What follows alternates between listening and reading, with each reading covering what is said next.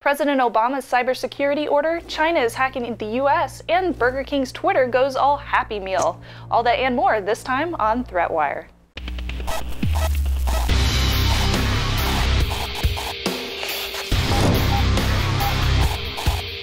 Hello and welcome to ThreatWire. I'm Shannon Morse and my co-host Darren Kitchen is still hacking his way across Europe. This is your summary of what's threatening security, privacy, and internet freedom. We're going to begin with Darren. Take it away.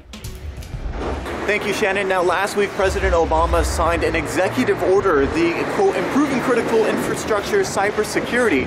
Now, this order aims to improve information sharing and to prioritize risks based on business analysis and to create a standard framework for reducing those risks. And it's mainly focused on securing national utilities, things such as power grids and water utilities, attacks of which the Department of Homeland Security has reported in 2012 are on a rise up to 52% in 2012.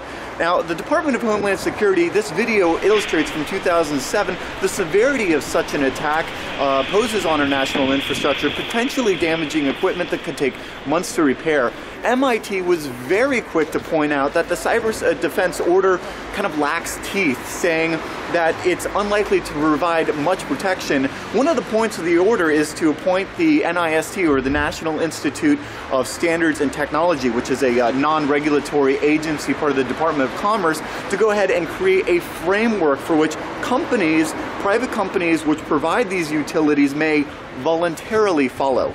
Now, former NSA General Counsel Stuart Becker is quoted as saying, in regards to defining such a framework, may be, quote, so encumbered by political correctness, fear of imposing costly burdens, and procedural requirements that it'll take many years to complete, by which time the security measures will be out of date, leaving us no better protected than before.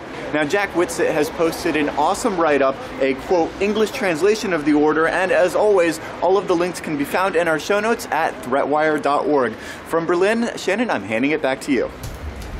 Thank you so much, Darren, and it looks kind of cold out there. Now, let's get serious, okay? To put it bluntly, the world is being hacked by a group based in China. This group is called the Comet Crew, or APT-1, and they operate in the Pudong area of Shanghai. They are said to be a part of the People's Liberation Army and have been behind hundreds of attacks dating back to 2006. These attacks have stolen huge amounts of data from over 100 companies, with some attacks ranging several years. This spurs worries for several groups, saying that the hackers could embed malware used in smart grids and other important systems within North America. Now, Mandiant, a security firm that released a detailed report on the hacks, believe that these are from a unit of the Army. They believe, after much research and collaboration of data on these hacks, that they truly did begin with APT-1 and they can finally prove a link to the threat. Mandiant says in a blog post, "We hope that this report will lead to increased understanding and coordinated action in countering APT network breaches." Now it's time for This Week in Hilarious Fails from Twitter. Burger King's Twitter account was hacked and many nefarious tweets were sent out after the breach. Now, Burger King has since taken down the Twitter account until they could delete the tweets, and the McDonald's slogans plastered all over their account Twitter page, and thus the Creepy King is back and wanting you to continue to follow him. Slightly creepy. Now, my question is, was it anonymous or is it just some random person? Who hacked them and why wasn't BK using better passwords? They're a pretty big company.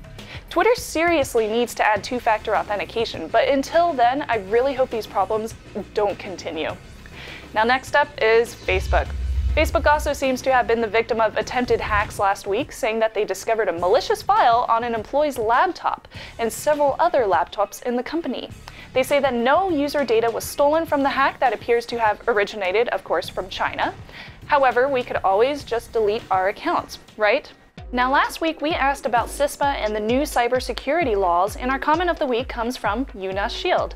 He said, "Let's hope CISPA dies off exactly like SOPA and PIPA did.